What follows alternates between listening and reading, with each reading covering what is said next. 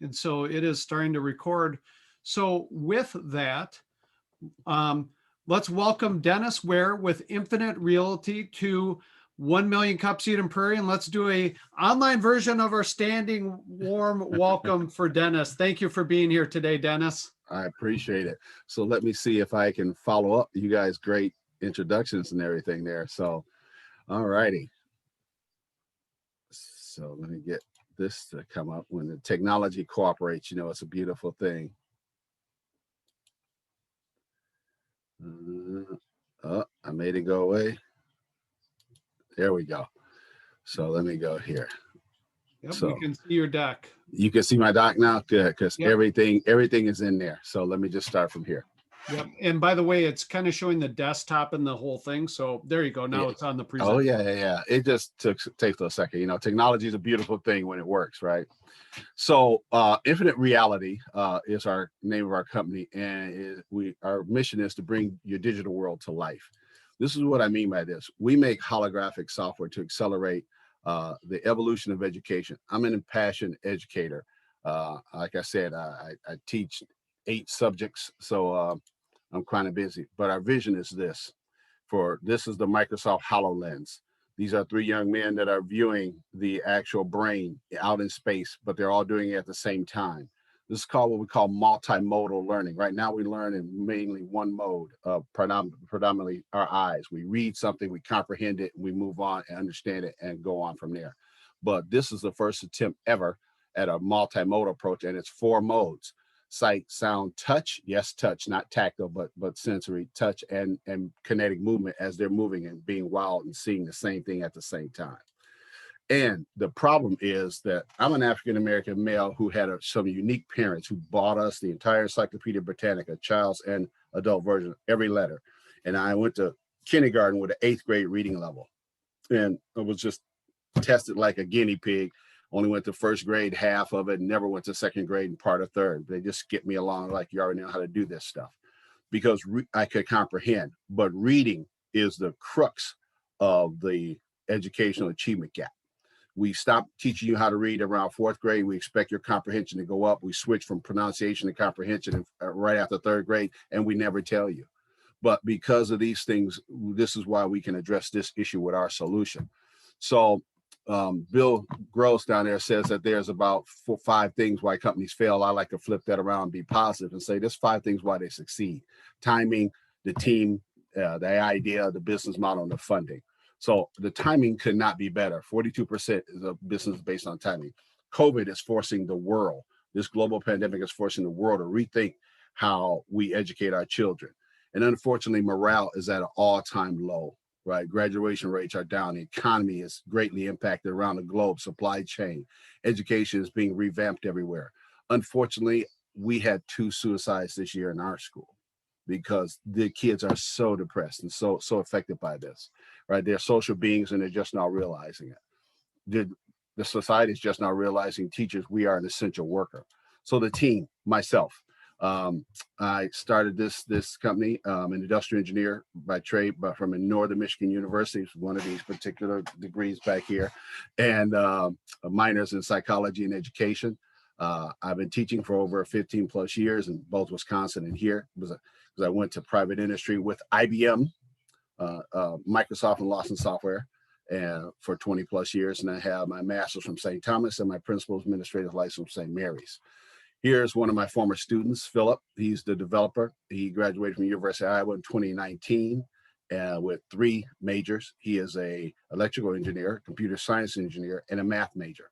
But you can look up Philip DeRose on YouTube and see any of his 4 demos out. He has 4 demos out there.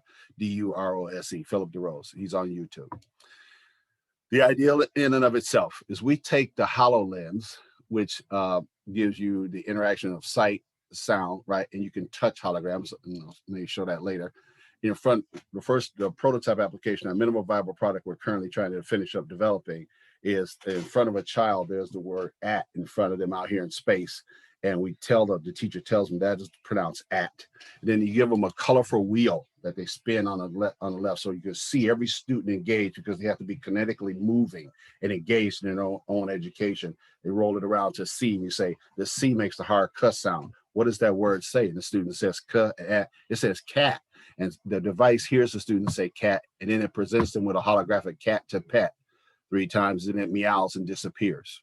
Right. So now we engage multiple senses. That's why it's multimodal in our solution. What we're trying to do is bring learning to life so that we actually, the stories jump off the page out of books. The teacher and students and alike can talk about clouds and weather patterns and see and experience things at the same time. This is my vision of the 21st century classroom of the future. We have not changed education in over 150 years. It's time to get rid of this model, which was built for an industrialized revolution, and get to this, because we leave no one behind with this. The business model is simple. Will be a subscription base. I'm already in conjunction working with Cengage out in Boston, and we're going to do a license. So I get their content. They can get, we take their content and turn it to an experience, right? And so we'll subscribe that. We'll also custom consulting services once we build up that group. And I'm going to, like I mentioned, partner with Cengage. Funding, this is where I need help and resources at. So I want one of 2 ways. I'm willing to go here. I want to make sure we can engage with an investor with convertible notes, or at these terms, or a small percentage of the company for an initial $35,000 investment to help us complete our prototype to get 10 development kits. You'll see why the 10 development kits is important later, because each headset from Microsoft costs $3,500. So that's why the $35,000. So our TAM, SAM, SOM, in accelerated terms, people know these because you're talking about your market. Really doesn't apply to us, but I just put it on here anyway. So this is the US market, Minnesota's market, and my district, but this could be any school system in the country or in the world. So, but to go to market, this is what's important. So my superintendent, who was my daughter's elementary principal, now she's superintendent, gave me this idea, which is great. I was struggling with this concept of how to get some traction and get word of mouth out there. She said, offer a free community ed course to 10 kids, that parents with struggling readers, preschool through 3rd grade. I said, oh, there you go. And so now my sales took over from IBM and Microsoft. I said, now I'll get those warm referrals back into my next group population, because I want to get in touch with those affluent helicopter parents and grandparents who will buy the headset for their child or their grandchild right off. And we just give them the free software. And I'm doing the free software for those referrals. And this free software, once we come up with math, science, or whatever the subject is, they get it still for free, right? Is to do this. I want 3 paying partnerships of private and charter schools, right? And now then they'll get all the software in perpetuity for free. Once you sign up as a paying partner, everything we develop, you get. Because the model is this: we take content from Cengage, turn it into experience. You, wearing the visor, get the UI, UX, the user interface and user experience, right? And you can record that and keep that. And if you want to stop, you stop the subscription. You can't create anything new, but the old stuff is still yours. But if you want to re-engage us and start another subscription, you can create new experiences over here. And then refer back into now the bigger public school. So it's kind of backing into the market share is what we're trying to do, because you are in Eden Prairie. Eden Prairie is one of my target schools. I need a contact in there for, because Eden Prairie, Wayzata, and Minnetonka have 3 innovations. Those are 3 innovation centers I know that exist. They have an entry point for change to come in. Most school districts do not. Out of the 338 school districts, 520 high schools in, say, Minnesota, I have 3 of the largest and 3 of the most innovative school districts right here in the Twin Cities circle: Eden Prairie, Minnetonka, Wayzata. So I need contacts into there eventually once we finish this minimum viable product. And so revenue. Cengage's revenue is publishes 124.2 books. I'm already in contact with Vanessa Myers out there, but their digital revenue at the same time was almost 15 billion. And they know that revenue is going to transition to digital from publishing print. And now they don't only want to transition and cannibalize their own market, they want to grab other people's market share. That's why they're looking at us, because we want to take, if we just convert 10% of that into augmented reality learning with infinite reality, we're a $1.5 billion company inside 3 years. So here's the competition space. As you see here, we're here because the headsets are expensive now, just like cell phones were. But if you've been around schools, I see kids walking around with these now in their back pocket, and they're in 1st grade or 3rd grade, right? So John, we remember when people had those big bricks next to their head, because we're older gentlemen, right? We couldn't breathe. They were fricassee in their brains. But so that price is going to come down and we'll move below this threshold. But right now, Z Space is our true technology competitor. They're tied to hardware. And you have three pieces: a pen, a glass, and a laptop that you have to interact with, and you combine to a space. We free you up through hand tracking. You can go anywhere as long as you have a network feed. But our real competitor is the status quo, the education model, where the education has been doing nothing to revolutionize learning for our children in over 150 years. That's the real dragon that we have to slay. Now, if you look at the evolution that we're looking at here, take the human mind, use current new technologies that are offered to us now, combine it with project-based learning and standards-based grading, where we say from pre-K through 8th grade, no need for letter grades whatsoever.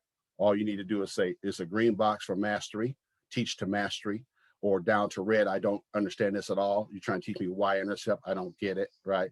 Or I got it perfectly. Once they get 85% mastery, they can unlock and move on to the next module. Thus, we are gamifying education. So we're making it levels and gaming. So we, Infinite Reality, transform content into experience to gamify education. And once mind once stretched, never returns to its original shape. That's I like to say, this is my vision of the evolution of education. And therefore, when I'm asked what's my vision of the future, this is it, quite simply. When people can communicate and freely and they're free from hardware, to just have a network and streaming and wearing this headset. We're doing this in industry. We're doing this in children's books. We're doing this studying the globe off of our wrist. We're doing it in manufacturing. This is my vision of how the world educates itself and moves forward from this point on, because we can and we should. So I'd like to thank you for your time and attention this morning. As I always love to say, children may be 20% of our population, but they are 100% of our future. And this is a blue ocean revolution. I say, join me in the evolution of education. Thank you for your time. That is awesome, Dennis. Well done. We always like to ask, what can our community do for you? What are the things that are most helpful for you, Dennis, as we kick off Q&A? Okay. One of the most helpful things for us right now is we're kind of in a sticking point right now, a little bit of chicken and egg, is the cost of these things. Like I said, I'm a teacher, so I'm not rich. So that's right there is the cost of these headsets to get this first class offering, community ed class. And my partner, Phil, and I will work that. We also working with the actual district reading specialist, Sabrina Morris. She's on board for start later, but then I have a math teacher lined up. So and then also working with Cengage. So we're trying to take approved content, transfer that into experience. But right now we got to get over this prototype, finishing this minimal viable product. So to get a headset, $3,500 to 10 of them, $35,000. That's the immediate need right now. Then we'll finish the development effort, and then we'll get the classes going. So I'll just like the word monolithic literally means one rock. So I want to move one rock at a time. So I'm focused like a laser on getting this free community ed course going. And I have 6 of those slots already slated out of the 10. I have 6 parents and our grandparents already told me, I have a child for that. We'll look at doing that. And all the grandparents, which are 4 of them, told me we'll buy the headset ourselves once we see it for the kid. I was like, wow, okay. Those are fluent grandparents, those helicopter parents. They'll just buy it themselves. And then our philanthropic effort is we're going to drop this solution into communities of color, disadvantaged, rural areas that can't afford it, right? With local government and state and federal help for hardware, we'll just drop in a solution and give them the software. We want a complete lab to go in there for that. So I'm trying to address this from both ends, those that can afford and pay for it and those that can't, and everybody still gets the solution, because I'm trying to evolve the human race to a different style and brand of learning, period. Everybody. It's just a big, hairy, audacious goal. I have a plan to do it one rock at a time, and I'm not going to stop until I run out of heartbeats. Okay, so we can be helpful with ideas on capital or getting the money needed to buy these headsets or whatever it would take. Correct. And then my resources with the 3 paying pilots I need to get in a public school area. So you're out there over there on that side of town. So which is Eden Prairie. Let's start there. You have context in the Innovation Center in Eden Prairie. I know Eden Prairie has a entry point in the educational system for change and innovation. I don't knowing those people there. I'm on this side of town. Yep. We got that covered. Eden Prairie is actually, it's not really confidential. It's still kind of quiet, but we're actually the Eden Prairie school system and is working with 1 Million Cups to build out an innovation center at the school. And so I see you're connected with Josh Swanson on LinkedIn, but he would be your Right. best point of contact to start with. And then Rob Virgin, the principal. And then there's a couple of the teachers that are on this committee as well, as along with our mayor. And so I'll be able to ship you off their direct emails and contact information. Right. Great. See, there's where we are. That's what I need. Yeah. Well, with that, let's hand it over to the community to give feedback for Dennis and connections and questions. Go ahead, Chris. I just have a couple questions for you. First of all, does the expense involved with using this technology replace any expenses that currently exist in the sense that it wouldn't affect budget? Okay, so you're talking a zero-sum game. Yes. And the answer initially is no, but it becomes yes, if that makes any sense. So I see it like this. There's books that I have right now. There's this new technology, and for a time they will overlap, right? And then we will just be, as we develop the product and make it more full and robust, it will be an aid, something they do in addition to what they're doing already. And then eventually they won't need the books anymore. They'll just have us. And then That the makes second sense? question, it does, yes. Okay. Thank you. And the second question is, I forgot my second question. Well, when it comes back to you later, you're all data. here. I was going to ask you if you collected, is there data to support the fact that this will accelerate a learning curve, for instance, or fill a gap in a learning style? Yeah, the answer is yes, and yes. How you say it? Squared. Yes, squared. Because there's an existing study that I already have. If we have time later, I'll put the link in the chat for you when I find it. I'm answering everybody else's questions. But yes, that where they took 89 students, control group, split them up, 43 girls, 46, I think that works out, boys, split them up. And then one group worked with the AR headset for reading specifically. The other group did not. The group that worked with the reading they were tested every week. They were 20-some% to almost 30% ahead of their counterparts that didn't work with it. They enjoyed it. Everyone engaged with it. They wanted to see it in more subjects. Yes. And so that's the first yes. And the second yes is the devices themselves have a bunch of I didn't want to get into all this, the technical gorp, but it has a bunch of switches that we can turn on and analyze. Hey, we can say, hey, when you were working with this and you were going over here, you got y-intercept just fine. But when it came to area or Pythagorean theorem, you paused a lot. What are you stuck on Pythagorean theorem? So we could actually monitor the users and get feedback directly for that child and say, you were stuck right here. Why? And then we could correct that then and let them move on so they can learn to mastery. So that's where we're heading, teaching to mastery, not to standardized tests. Great question. Thank you. That answer that question? It did. Thank you. Yeah. Okay. Yeah, I'm sure you could go on with that answer to that. I could. I'm trying to. I can go for hours, but I'm trying to be.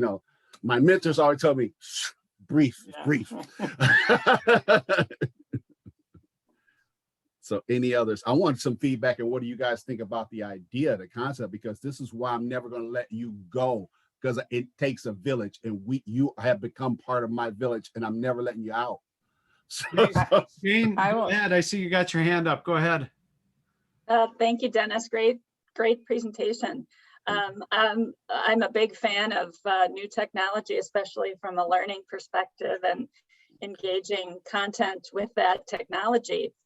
What is the ideal age group that you see for the entry point of this technology? Is this something that pre-K can use, or are you really focusing on a specific target age group? This is something that pre-K can use. Let me just get rid of that. Okay. This is something that pre-K can use because they make two different size headsets, one for children, one for adults. Plus they adjust anyway. But if you've ever worked or been in an elementary school and you've seen a child interact with this, right? The skill set to interact with the headset is the same skill set to interact with this. And I only had to show children one thing on this, how to use the button down here to back out of an application.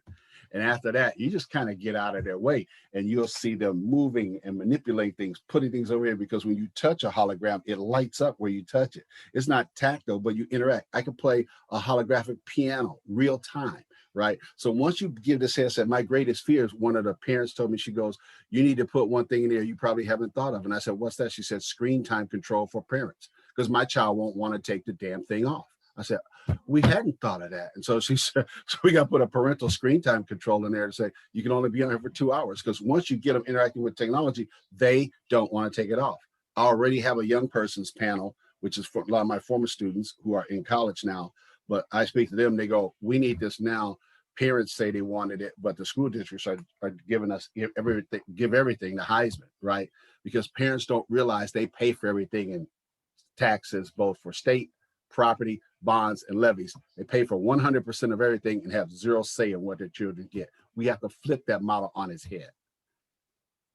That's why I need to work with 3 innovative centers. And yes, the entry point, the first application is reading, pre-K through 3rd.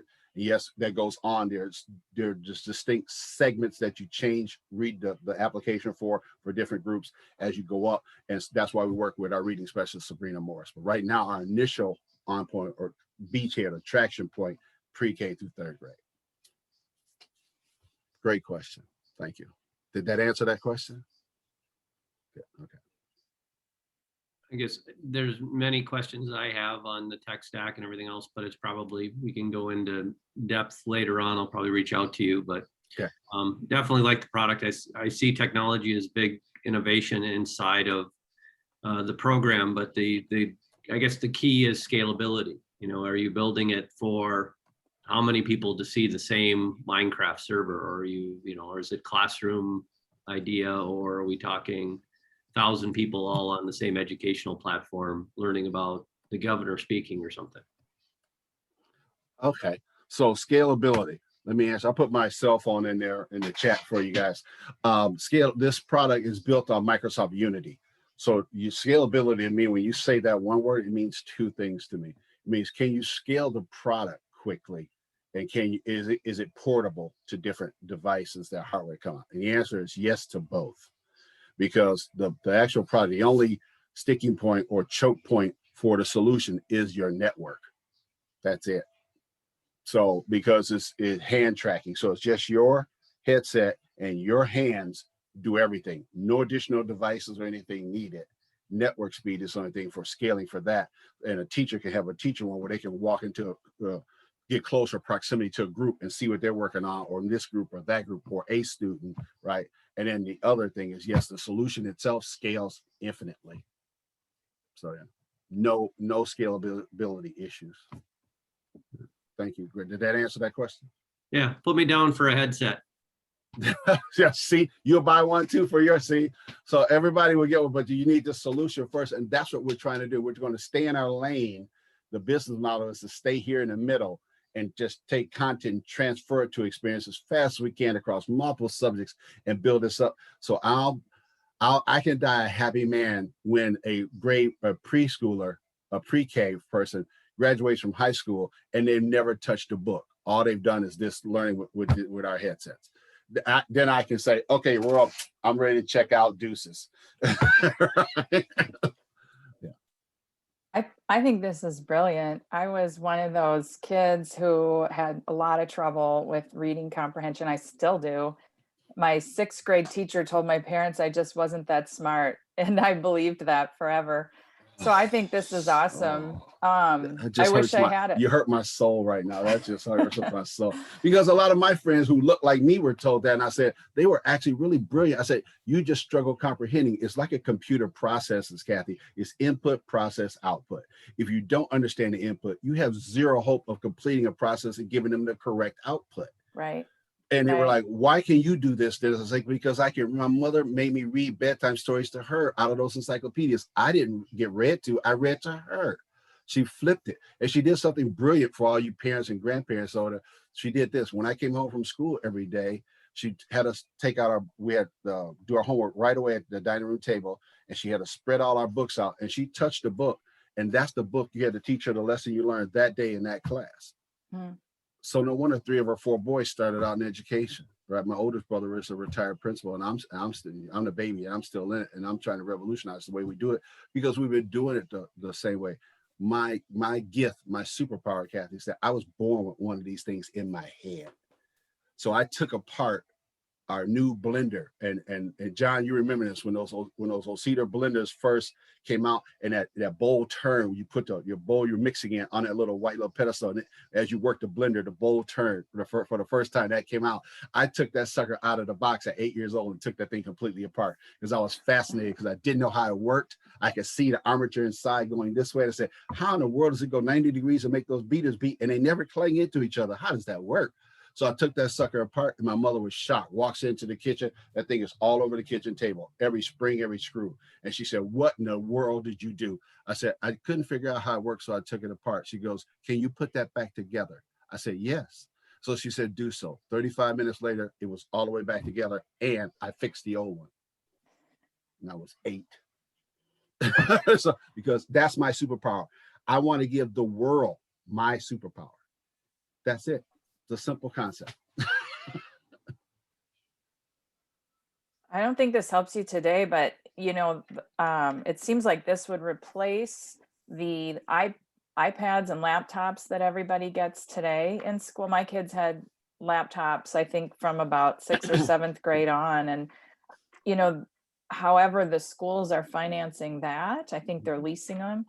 I would think that you could do the same thing eventually with these. Yeah, we could. And that's how you have like an insurance type program for insurance for damage and stuff for your phones. Yes, we can work all those logistical things out. But you can also work with these in conjunction with the headset, because my student aide, Sam Henderson, who's going to the University of Minnesota to become a mechanical engineer or prototyping engineer, but he hasn't decided yet. But he has not used paper in 2 years. He's been my aide for 2 years, and he's been with me and his older brother, they all 4 years, and he's absolutely brilliant. But he uses iPad and Notability, and he takes his notes that way, and you can do that in class, or you can have all your modules in this. But see, I'm not trying to immediately eradicate anything. I can blend for a while, which is one of the first questions I ask, and then you evolve past books and notes and all that stuff. And yes, eventually you get to a single solution. Yes, you're right, Ken. But we can evolve that to there. It's not a total disruption. Yeah. Let me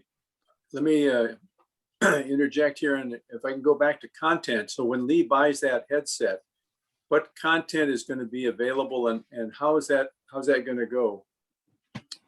Okay, so content is what I need to work with. So schools have that principal's license I have right here lets me know that schools have to go through this elaborate process of having approved, verified PhD, actually certified textbooks and criteria for the children to learn from and to be tested to, so standards can be met by each state, right? And so that's why I'm working with a Cengage, and our goal is to take that content, and as their business moves from print to digital, partner with them and transfer that content to digital. We're not recreating the wheel.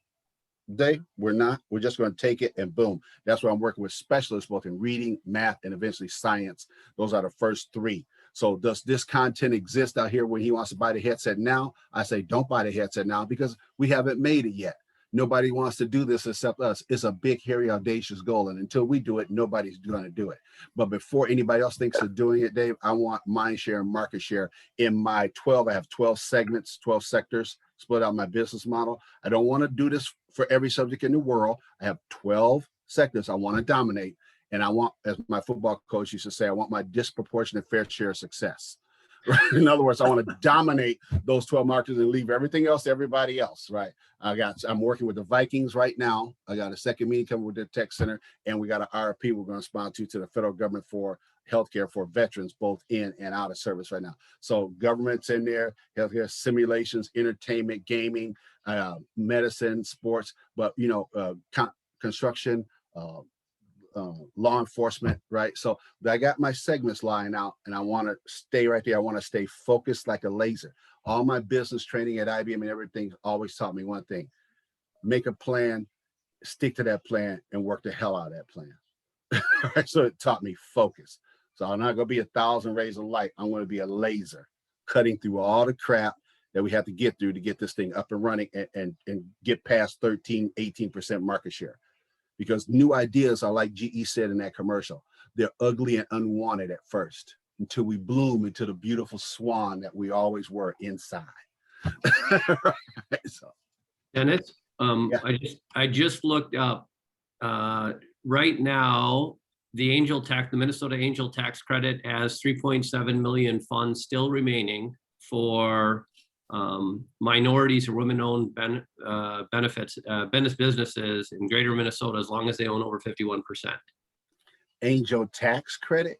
So if I give you $3,000, I get to write $3,000 off of my tax return. Wow. Okay. And if you make $1 million or make me $1 million, I still get $1 million.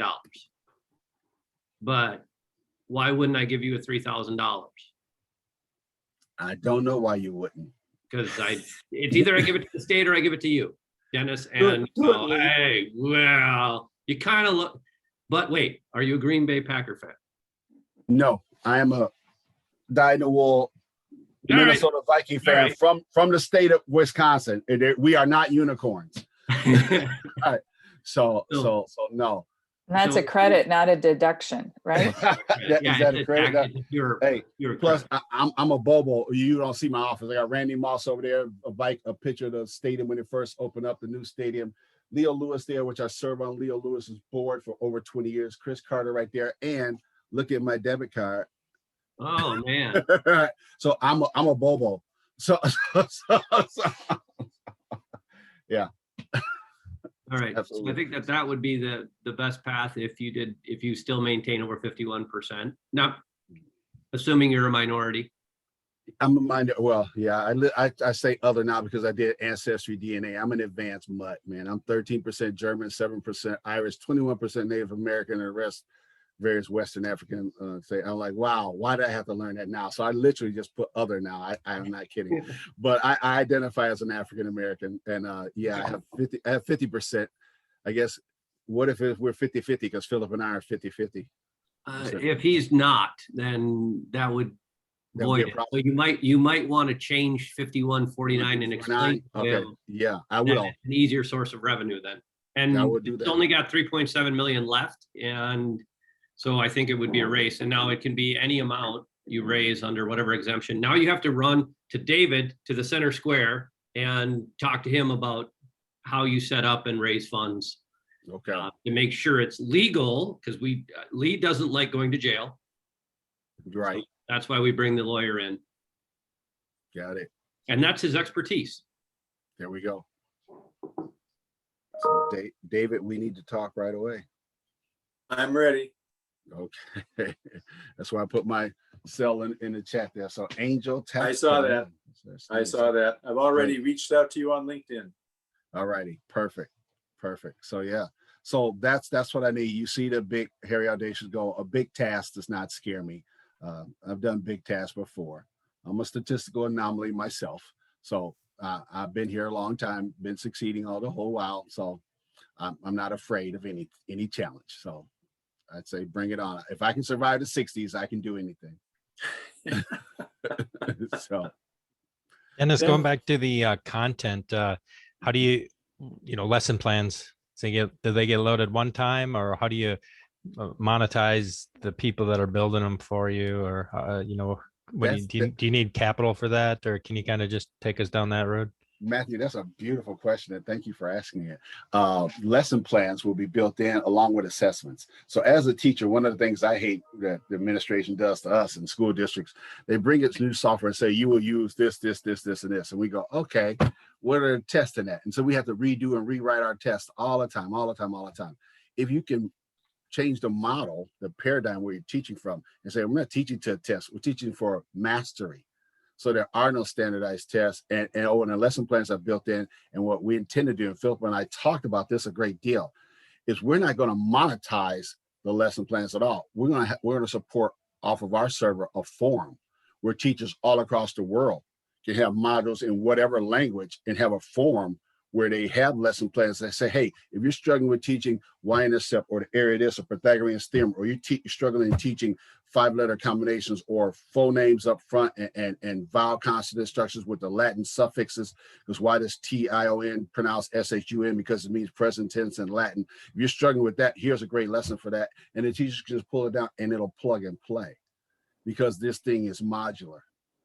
And that's what we're trying to do. So we want to create a forum so that teachers can add to it. But initially, yes, they'll have everything they need in the initial model. And if they don't like something, they won't have the technical skills generally to change it technically, but we'll facilitate that, eventually bring it out, either us or on the forum. So we're going to co-create is the answer to your question. I had to explain the roundabout way. It's a co-creation effort. It's not us just making something and say, here you go, that's your lesson. No, that's not what we're doing. I'm a teacher. I would hate that. You don't tell me how to teach 3D CAD modeling design. I have a great way of teaching it. Either you come in with it or I'm not going to use what you teachers do this to new things all the time, because they go, I have one lesson plan. I've been teaching English this way forever. But have you ever had a teaching a dangling participle and a participle actually dangled at the end of the sentence, and then when they get it right, it straightens back up? No, you haven't done that, have you? Right? So that's what we're talking about there. So yeah, great question. So we're going to co-create it and then open up a forum global for everybody to add to it.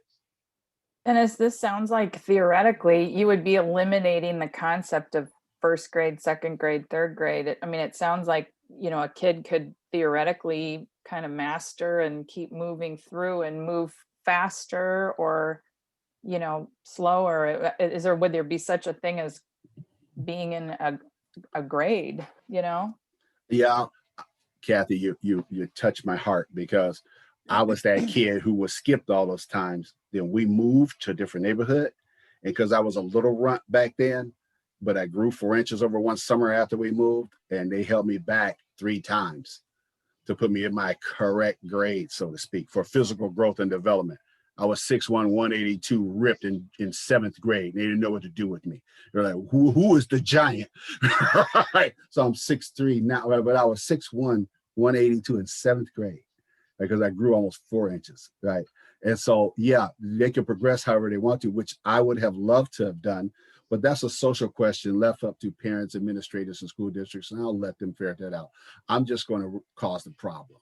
That's just all. I'm trying to start something, Kathy. I'm trying to start some mess. But the kids are going to love it, because all the kids I presented this to, don't think I didn't present this to almost every kid I taught. I did. And all the college kids who came back and graduated, that I'm still in touch with in Facebook and LinkedIn, I have in my accelerated programs. And they all said the same thing. Why didn't you do this earlier so I could have used it? And one young lady's quote, and I'll directly, so forget the language, she says, if you put a damn phone chip in there, I'll never take the doggone thing off. So I just said, wow, okay. I didn't think about that one, but that's up to Microsoft and the technology people. We're out of that. We're the middle people creating the content and changing your life via experiences. So yeah. Well, with that, Dennis, thank you so much for being here today. We've done hundreds of 1 Million Cups presentations over the years, and hands down, I think we could easily say this is a top 5. Does everyone agree? This was really, really cool.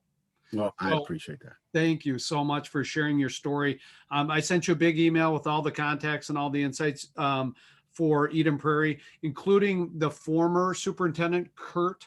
Highly recommend getting in touch with him. And then the assistant Eden Prairie superintendent, Stacy Stanley. She's come to a number of 1 Million Cup events. She just got the lead job as a superintendent for Edina schools. So she is so. Anyways, and Kurt was the one that brought in all the iPads and all that very early, and the early adopters to Eden Prairie schools. So some wonderful resources there. And then I put on the chat that there's a lot of technology companies like Microsoft and so forth that have grant programs and ways to get this. And so I don't know if you've looked into that, but if you need the Halo lenses and so forth, you might be able to get that stuff donated through some of the technology companies. And I don't know much about that. And I thought I'd toss that out because maybe others have it. I do know there's a Microsoft type of a meetup group. And I'm saying that out loud. I'm kind of looking around. Matthew, is that you? Somebody? That's Jerry Rasmussen. Yes. I'll send you Jerry Rasmussen's contact. And then because that may be an easy entree. Thank you for that. And then also, I would recommend, we always recommend presenting to other 1 Million Cup groups. And then specifically what comes to mind is 1 Million Cups Rochester. because Okay. Rochester School Systems has an innovation center, and they're really kind of leading the way with the whole Mayo Clinic Destination Medical Center and all that type of stuff. And Okay. the person down there, Jamie, is a friend. He runs the Collider, which is a co-working slash nonprofit that's promoting innovation and entrepreneurship in Okay. Rochester area. So Will you send me his information too? Then I'll Yep. email to reach out and present to them. yep, and your Yahoo email's the best. Yeah, Yahoo email's the best one right now. Yeah. So great. So I'll Glad send you guys enjoyed contacts as well. So Okay. with that, great 1 million cups. Thank you much. Come back next week. We've got our presenter next week is Zoomacon, and it is Pedro, and it's an ESG consulting firm. So that'll be pretty darn interesting. So come on back next week. We'll be meeting online, and we'll go from there. So with that, Anything on that last week, Patrick? what's that? Anything on that last week in June? We don't right now, no. So if you or somebody wants to present, we're. Well, I mean to meet in person or not? Oh yeah, we could definitely start meeting in person too. So if did you contact the city? I contacted the Eden Prairie Recreation Center, and Okay. we can't, if they don't have a summer camp in there or something right now, they do. But Yeah, I'll check into the recreation center if you want me to. yeah, we can start meeting them in person as well too. So right. I might have some time to start working on this too. So, but we'll be back online here next week for sure. So Thank you all. Thank you all. I really appreciate your time this Yeah. morning. Thanks, Dennis. Great job. All right. Thank you. Very interesting. Thanks, Dennis. yeah. So Chris, we can coordinate maybe starting like June 30th or something, starting to meet in person and go from there. Well, we were going to take the summer off after June 30th, correct? Or take a month off? Yeah, we usually kind of take we can easily do that. We kind of take a period off. So I think we talked about that, and this being the last meeting before, and we can decide at that last meeting what we want to do. yeah, because it's getting the pipeline's a little bit thin. So Yeah. actually, Okay, well, I'm going to check into reserving the time someplace. If I can't get it at the rec center, I'll check into other places for you, so you don't have to do that. If that's all right with you. yeah, and then just remind the Eden Prairie, whoever took over from Wendy, Yeah. just reminder that we're kind of they charge everybody, and even like if it's a Eden Prairie based thing, like we're the only ones that get to use that space for free, so it's a little bit sensitive. So New we person knew about us, so. should she okay, so just let her know or let him or her know, yeah, to like if we do get a book. But Wendy, we always had, it was always the fall through the spring, because the summertime they always have school programming in there. Right, right. We might have to we could Green Acres is probably good to go.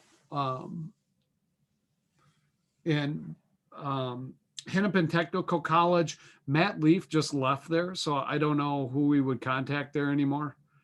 So, Okay. but Yeah, I'll find a place and I'll take that responsibility off okay, your shoulders. We'll yeah. find some- And actually, you know what? I'm gonna just ping Matt Leaf on LinkedIn and just ask him for a new who I can contact there. Okay. So awesome. All right. Have a good Great. rest of the week. Thanks, guys. That was fun. Patrick, that was really interesting. Yeah. That was really I fascinating. was kind of surprised Lee didn't talk about crowdfunding. Yeah. Well, he'll have his opportunity. Yeah. All right. See you. Have a great day, everybody. All right. You too. Bye, See Bob. you, Bob.